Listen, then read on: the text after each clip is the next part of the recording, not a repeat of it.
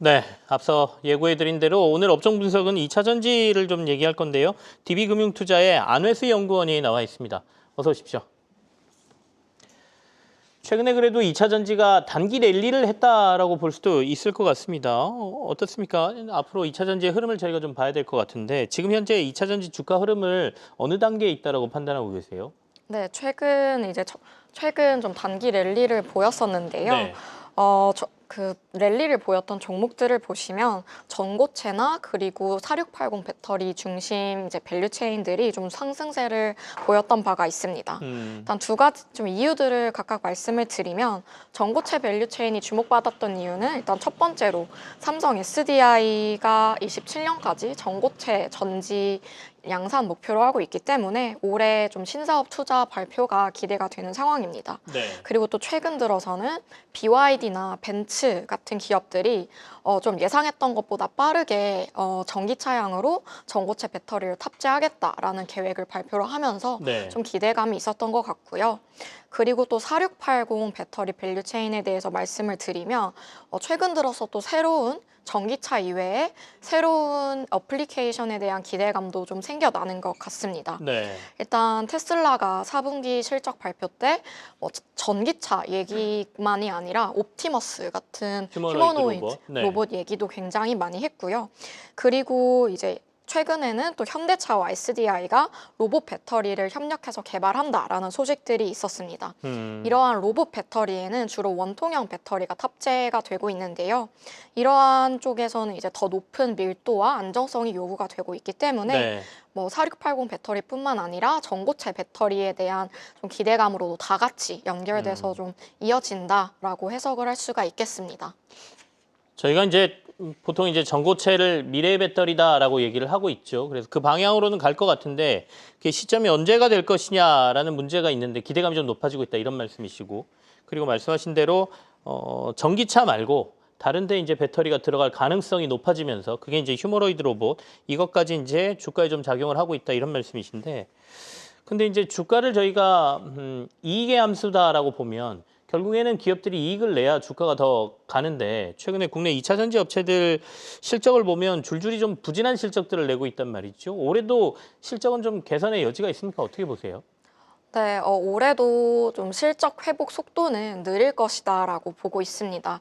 일단 왜냐하면 뭐 배터리와 전기차 사이의 이제 수급 관계를 보면 일단 배터리가 아직까지는 좀 공급 과잉 상황이다라고 해석을 하고 있고요. 그뿐만 아니라 그렇기 때문에 국내 기업들의 이제 마진율이 좀 정상적으로 나올 만한 가동률이 확보되기가 어렵다라고 생각을 하고 있습니다.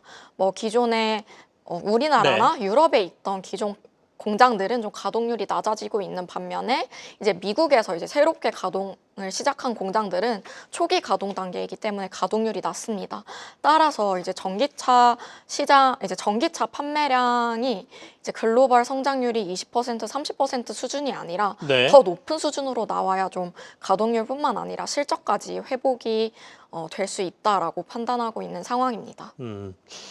이제 공급 과잉 현상이라고 말씀 주셨는데 두 가지를 생각해 볼 수 있을 것 같거든요. 이건 그러면 이 배터리 셀 업체들이 너무 시설 투자를 많이 하고 생산을 많이 한 공급 과잉이냐 아니면 전기차 단의 수요가 줄어든 공급 과잉이냐 이렇게 본다라면 어느 쪽이 더 크다라고 보세요? 사실 두 가지가 다 작용한다라고 볼 수가 있겠는데요. 일단 지금 일단 기존의 전망 자체가 워낙 낙관적으로 되어 있었다 보니까 전기차 시장에 대한 전망이 네, 낙관적으로 되어 있어서 그거에 맞춰서 국내 기업들도 뭐 해외 쪽에다가 수많은 JV 공장들을 이제 투자를 하고 있는 상황입니다. 그런데 이제 그렇게 예상했던 것과 달리 작년에는 유럽 보조금도 많이 축소가 되고 또 최근에는 미국 쪽에서 정책 불확실성도 커지다 보니까 성장률이 좀 작년에도 많이 둔화가 되었고 올해도 예상보다 이제 성장 폭이 크지 않을 걸로 보여지는 상황입니다. 그래서 두 가지 요인이 모두 작용을 했다라고 보시면 될 것 같습니다. 자, 국내 이제 2차 전지 투자하시는 분들은 테슬라 주가를 항상 봅니다. 테슬라가 어떻게 되느냐에 따라서 주가가 같이 움직이곤 하니까요. 근데 최근에 이제 테슬라가 유럽에서 판매가 너무 부진하다 보니까 작년 대비하면 거의 반토막 났다. 뭐 이런 얘기들도 들리고요. 어떻게 볼까요? 테슬라는 유럽에서 이렇게 부진한 이유를 어디서 찾아야 되고 그렇다면 앞으로 테슬라발 악재가 국내 2차 전지에 영향을 미칠까? 근데 테슬라 주가에 비하면 그래도 선방을 좀 하고 있는 분위기거든요. 이건 어떻게 봐야 되나요? 네, 일단 최근 들어서 이제 1월에 유럽 쪽에서 테슬라의 좀 판매량이 뭐 많이 네. 안 좋았다라는 쪽에 대해서는 두 가지 정도 이유가 있을 것 같습니다. 첫 번째는 이제 모델 Y 주니퍼가 신규 출시를 앞두고 뭐 신규 출시를 앞두다 보니까 이제 기존의 구 모델들은 잠시 판매량이 부진할 수도 있고요. 뭐 그거 외에도 좀 정치적인 이슈로 인해서 뭐 최근에 유럽 시민들이 앨런 머스크의 그런 정치적 행보에 네. 좀 거부감이 있다라는 그런 이야기도 여담으로 있습니다. 그리고 최근 들어서 테슬라의 주가는 부진한 반면 국내 2차 전지 업종들의 주가는 좀 반등세가 잠시 있었는데 뭐 상관관계가 약해졌다라기보다는 앞서 말씀드렸던 그런 신규 투자 이제 신규 배터리 투자에 대한 네네. 기대감 때문에 관련 밸류체인들이 좀 단기적으로 좀 수혜 볼 만한 것들이 올랐다라고 해석을 하고 있습니다. 그러면 테슬라와의 상관관계가 약해진 건 아니다. 단기적으로 우리가 최근에 2차 전지를 볼 만한 이슈들이 더 나왔기 때문에 조금 다른 흐름을 보였다. 이렇게 보고 계시는군요. 네. 앞서 이제 공급 과잉 현상이 지속되고 있다 그랬으니까 그러면 수요를 일으킬 만한 뭔가의 정책이 나오는 걸 저희가 주목해서 봐야 되는데 유럽 쪽에서 있는 것 같습니다. 이른바 액션 플랜이라고 하는 자동차 산업 경쟁력 제고를 위한 방안이 나올 것이다 이런 얘기가 있는데 전기차 보조금도 좀 강하게 나올 걸로 예상하세요? 네, 이제 말씀해 주신 네네. 것처럼 이제 3월 5일에 자동차 산업 액션 플랜이 유럽위원회에서 발표가 될 예정입니다. 네, 이제 세 가지 정도 내용이 담길 걸로 예상이 되는데요. 네. 이제 첫 번째는 유럽 보조금, 이제 보편적인 보조금이 도입된다. 두 번째는 이제 자동차 기업들에 대한 탄소 배출 벌금 완화, 그리고 세 번째는 유럽 진출 제조 기업에 대한 좀 기술 이전 요건을 강화하는 내용들이 담길 것으로 예상이 되고 있습니다. 일단 이번 액션 플랜에서의 최우선 목표는 유럽 OEM사들에게 뭐 벌금 같은 자금 부담을 완화를 시키고 이제 중국 기업들의 좀 혜택이 돌아가는 거를 막는 게 첫 번째 이제 목표다라고 보시면 되겠고요. 근데 이제 반면에 그렇게 무작정 벌금 규제를 완화하고 나면 전기차 산업이 또 둔화가 되면 안 되기 때문에 그것에 대한 보완책으로는 보조금도 도입을 할 것으로 좀 예상이 됩니다. 네. 다만 중국 기업들의 이제 수혜가 돌아가는 거는 최대한 막아야 되기 때문에 미국의 IRA 법안처럼 네. 뭐 중국산을 경계한다든지 아니면 자국 내 제조 요건을 강화한다든지 그러한 일부 요건들이 붙을 것으로 개인적으로는 추정을 하고 있습니다. 그러면 지금 추정하시는 바로 보면 국내 배터리 회사들은 그 영향이 클 걸로 보세요? 아니면 도리어 그러니까 영향이라는 거는 이제 악영향이 있고 긍정적인 영향이 있을 텐데 어떤 영향이 더 클 것 같습니까?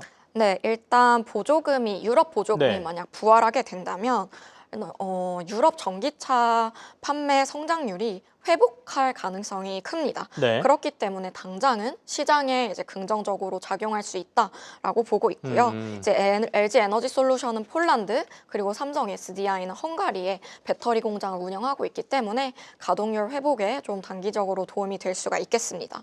다만 좀 더 자세히 들여다볼 때 만약 유럽이 중국 전기차에는 관세를 부과하고 있는 반면에 네. 배터리에 대해서는 좀 어느 정도 수준까지 좀 배제를 할 것이냐도 좀 지켜봐야 될 것 같은데요.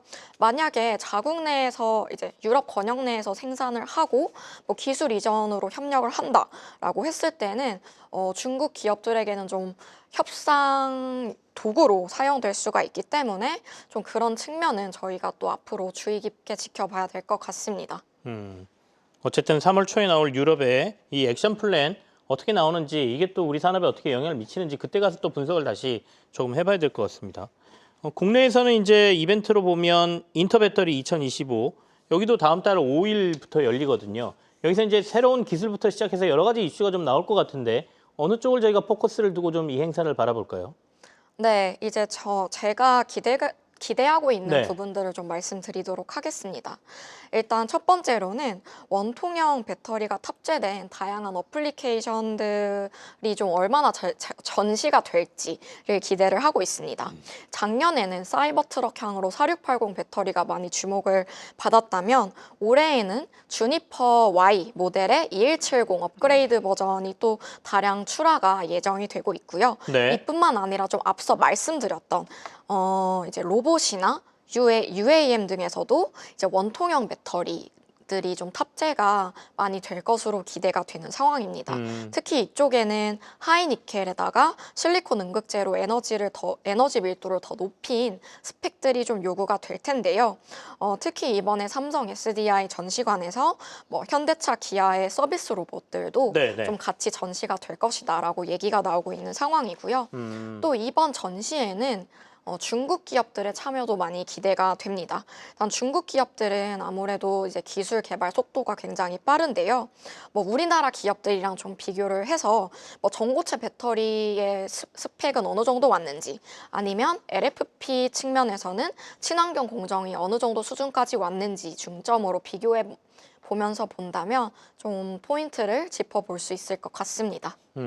말씀하신 대로 이제 배터리를 사용하는 어플리케이션들이 훨씬 늘어나는 것, 아까 UAM, 그러니까 드론이라든지 아니면 휴머노이드 로봇이라든지 이런 쪽 이것도 관심이고, 중국 업체들의 기술하고 우리 기술을 좀 비교해 보는 것도 필요하다 이런 말씀이세요. 그러니까 가장 최근에 나온 이 배터리 업체에서 큰 이슈는 말씀하신 것처럼 삼성그룹과 현대차 그룹의 협력 관계 아니겠습니까? 삼성에서는 이제 삼성 SDI하고 현대차는 이제 보스턴 로보틱스라는 로봇 회사가 있으니까 거기에 이제 배터리 이런 거 같이 공동으로 개발하고 제품도 내놓겠다 이런 얘기인데, 어떻게 보십니까? 이 관계가 양사에 모두 득이 좀 될 거라고 보시는지부터 시작해서 의미를 좀 파악하고 싶습니다. 네, 일단 최근에 좀 주가가 많이 올랐습니다. 일단 삼성 SDI를 비롯해서 전고체라든지 4680 배터리 밸류체인들이 많이 올랐는데, 이제 방금 말씀해 주셨던 그런 휴머노이드 로봇이나 SDI, 이제 현대차와 뭐 SDI 협력으로 인해서 다양한 어플리케이션에 대한 기대감들이 좀 작용을 했는데요. 일단 장기적으로 봤을 때 당연히 이렇게 새로운 전방 시장이 열린다라는 것은 우리 배터리 업계에는 이제 좋은 기회가 될 것이고요. 그리고 뭐 현대차 같은 이제 전방 업체들 측면에 보아서도 뭐 국내 기업들과 협력을 통해서 뭐 앞단부터 R&D를 같이 한다면 뭐 기술 측면이나 뭐 아니면 이제 원가 경쟁력 측면에서도 좀 도움이 될 수 있다라고 보고 있고요. 뭐 그렇다면 그런데 그럼 당장에 SDI의 실적에까지 뭐 도움이 될 거냐라고 말씀을 드린다면 그거는 좀 기다려 봐야 될 것 같습니다. 왜냐하면 SDI가 뭐 전고체 배터리 양산 시점 목표는 27년으로 잡고 있습니다. 그렇기 때문에 뭐 그 전까지는 이것이 당장 실적에 대한 영향으로 이어지기는 좀 어렵다라고 보시면 되겠습니다. 좀 장기적으로 봐야 될 이슈다라는 말씀이십니다. 삼성 SDI도 이제 전고체와 관련된 생산 일정 이런 것들이 당겨질 수도 있고 또 늦춰질 수도 있는 거니까요. 중국 이슈를 저희가 좀 봐야 되는데, 중국의 이제 배터리 업체들의 시장 점유율이 갈수록 높아지고 있고, 유럽에서는 뭐 40%대 후반까지 올라왔다는 얘기까지 들리는데, 중국하고의 이 경쟁 관계, 우리 업체들이 우위를 좀 점할 수 있을까라는 걱정이 좀 앞서거든요. 어떻게 보세요? 네, 일단 유럽 쪽에서는 지금 중국 배터리 기업들의 점유율이 40% 후반대까지 좀 올라왔는데요. 특히 좀 LFP 중심으로 침투율이 올라오고 있습니다. 그런데 최근 들어서 유럽은 중국 기업들이 정부의 보조금으로 인해서 이득을 보고 있고, 또 이제 그것이 결국 가격 경쟁력의 근원이다라고 또 해석을 하고 있는데요. 실제로 중국에서는 지금 LFP 양극재 가격이 투입가보다 낮게 거래되고 있는 비정상적인 상황입니다. 그래서 이제 유럽 쪽에서는 공정한 경쟁 환경을 좀 마련하기 위해서 중국 기업들의 좀 투명성을 요구를 강화를 하고 있습니다. 뭐 예를 들면 올해 8월부터 시행이 되는 배터리 실사 정책 등에서는 뭐 밸류체인이라든지 원재료 거래 내용 등을 좀 밝혀야 되고요. 앞으로는 탄소 배출량이나 뭐 역내 소재 조달 이런 규제들이 또 추가적으로 생길 것으로 좀 예상이 되고 있습니다. 이럴 경우에는 중국 기업들의 가격 경쟁력이 좀 약화가 될 수 있는 그런 근거가 될 수 있다라고 보고 있는데요. 네네. 이럴 경우에는 이제 국내 기업들에게도 좀 기회가 될 수가 있겠습니다. 예를 들면은 작년 7월에 LG 에너지 솔루션이 르노와 LFP 배터리 공급 계약을 체결을 했고요. 또 SKIT가 중국 셀 기업과 유럽향 이제 LFP 배터리 양으로 분리막 공급 계약을 좀 체결을 한 바가 있습니다.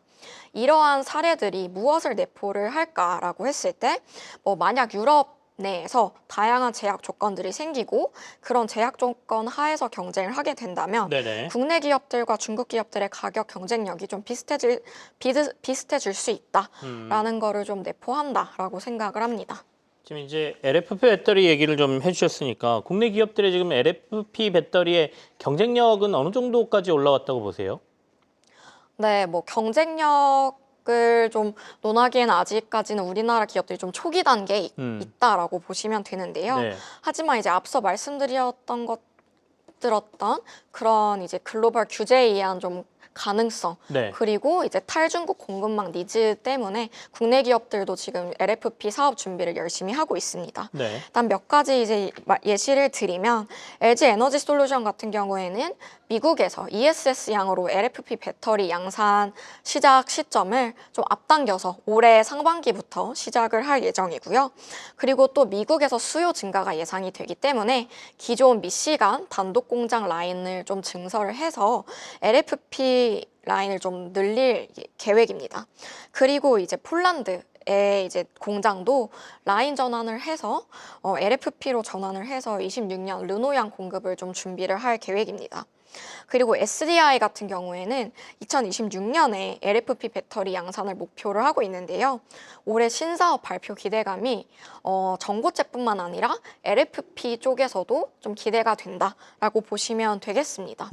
그리고 이뿐만 아니라 이제 양극재 단으로 내려가면 LNF가 2026년 양산 목표로 고밀도 LFP 양극재 개발에 성공을 했습니다.